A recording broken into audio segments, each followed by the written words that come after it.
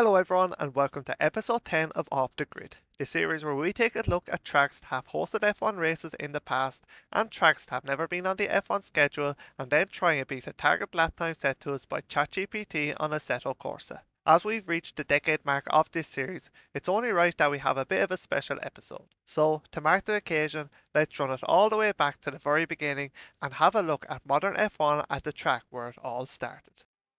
The Silverstone circuit in Northamptonshire in England's East Midlands first opened in 1948, with the site being converted from an airfield after World War II.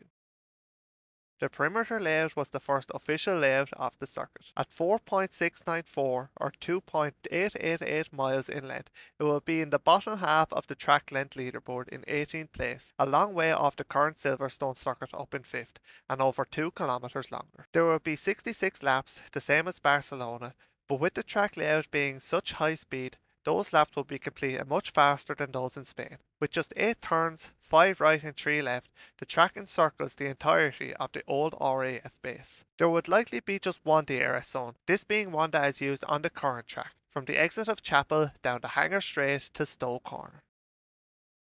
Formula One raced on this configuration from 1950 for the first ever Formula One World Championship race up until 1974. Many legends of the sport took victory over those 24 years, with Jim Clark winning 5 times, Jack Brabham 3, and Jose Florian Gonzalez, Alberto Ascari, and Sir Sterling Moss taking the checker flag 2 times each. After 1974, a chicane was added just before what is now the pit straight of the national circuit to slow cars going through Woodcut, following what is still the biggest crash in British motorsport history on lap 1 of the 1973 British Grand Prix. Before the site was the home of British motorsport, it was the home of a Royal Air Force base from 1943 until 1947 during World War II. It was the station for the number 17 Operational Training Unit, which operated the Vickers Wellington bomber, the aircraft which the Wellington Strait is named after. When Silverstone played host to the inaugural race of the newly formed Formula One World Championship in 1950, it was attended by King George VI and Queen Elizabeth. This was the first and only time to date that the reigning monarch has attended a motor race in Britain. In 1952, the Royal Automobile Club, which owned the circuit, decided they no longer wanted to run it. The lease was therefore taken over by the British Racing Drivers Association, the BRDC. The old pits were demolished and new ones constructed where the national pits are located today. The BRDC taking over led to some unrest, leading to the 1952 and 1953 races being demoted from F1 to F2 status. The 1952 circuit no longer exists due to the track changes and other facilities being constructed throughout the years, but luckily it still exists in the sim world. ChatGPT has said that modern Formula 1 could achieve between 50 and 55 second laps. With a 52.5 second target, let's go back in time and see what we can achieve. So on our first flying lap here now, and as seems to be getting a bit of an unwanted tradition, we end up going for a spin on our first lap, run a bit wide on the exit of Stowe, no big runoff area like there is nowadays. And then on our second lap heading into Beckett's once again, the tyres just not able to give the grip that I needed there on the exit, losing traction and going for another spin.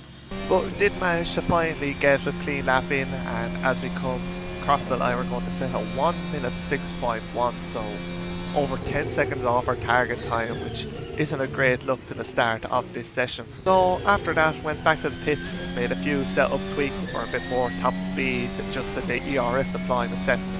As we go into Maggots and Beckett's here on the exit, my game is going to crash again just like it did in the last video in Monza, and it's a bit strange that this has happened twice in a row when it's tracks that are part of the base game, and never happened before or after this with track mods that I've downloaded. So this time I decided to keep the clock running, and we've lost about 5 minutes, so kind of just like having a red flag in practice. But on our next flying lap we come across the line and set a 1 minute 4.5, so about a 1.5 second improvement on our previous best this time.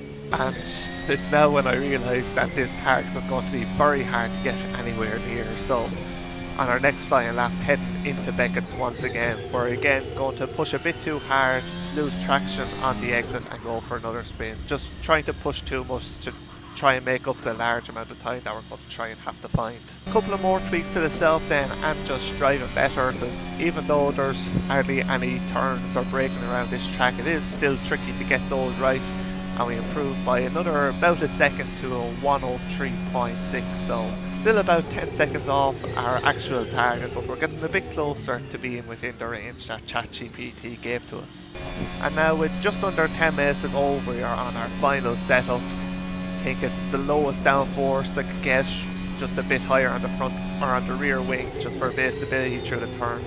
Highest tyre pressures for the most top speed, lowest fuel that we can get away with. And as we go into Beckett's now, we are about 3/10 up through the first two turns. Important to get a good exit now as we head down the Hanger Straight, opening the RS just on the exit of Chapel, as now we're almost half a second up on the run down into Stone. One of the hardest braking zones, probably the hardest braking zone on the track. This corner is a lot tighter in this configuration than it seems in the current Silverstone, and as we saw at the start of this session, don't have the runoff on the exit to save you if you get a bit wrong.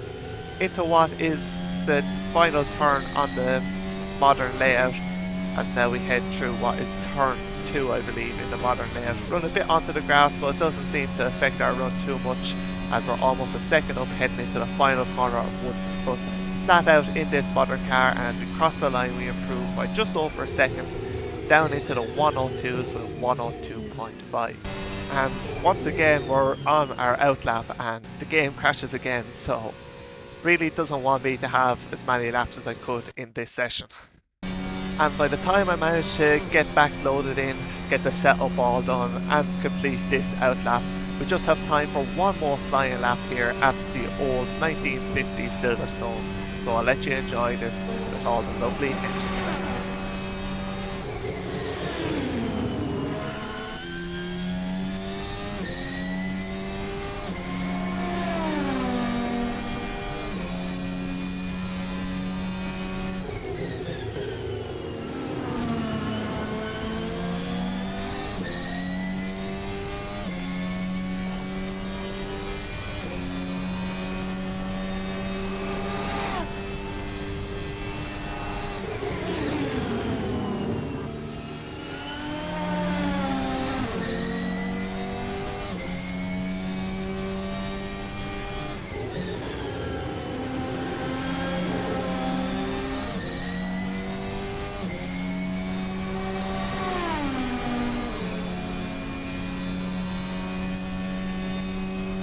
And as we head towards the final turn for the final time, I don't know how much time we're up because of the restart, but as we cross the line we set a 1 minute 1.595 and miss out on our target by quite a bit.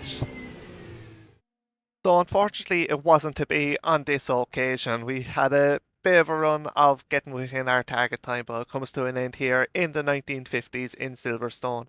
ChatGPT said between a 50 and a 55, so 52.5 was our target. We ended up with a 101.595, so just over 6 seconds off what we were aiming for. And yeah, ChatGPT, maybe it was taking into account that we were able to use DRS for the whole lap or something like that, or maybe it just had a bit of an off day. But there was no way that I was going to get close to that target time. There just not enough areas around this layout of the track to try and make up 6 seconds, so I don't think I would have been able to do it no matter how much time I had. In terms of the track, there's not really much to say about it. It's very simple, very few turns, and the couple of turns that there are that you need to brake for, I think there's only 3. They are kind of tricky. They're important corners to get an good exit from, because they lead on to long straights, and yeah, you need to get the line right as well. As we saw a couple of times, I ran off the track a bit. The modern day Silverstone's a bit more forgiving with the runoff area that it has. But for what was available at the time, turning an old Air Force base into a racetrack, I don't really think there was much more that could have been done to make this any better. Obviously, definitely not suitable for modern Formula One. Doesn't exist anymore. You'd have to do a lot of removing of grandstands, fences and other buildings to try and race around this these days. But it's nice to be able to relive the old days and the history of our sport on the sim. But that's it for this episode of Off the Grid. I hope you did enjoy. If you did, make sure to leave a like, and if you're not already, make sure you subscribe before you go. But that's it for this one. Thanks for watching. See you then.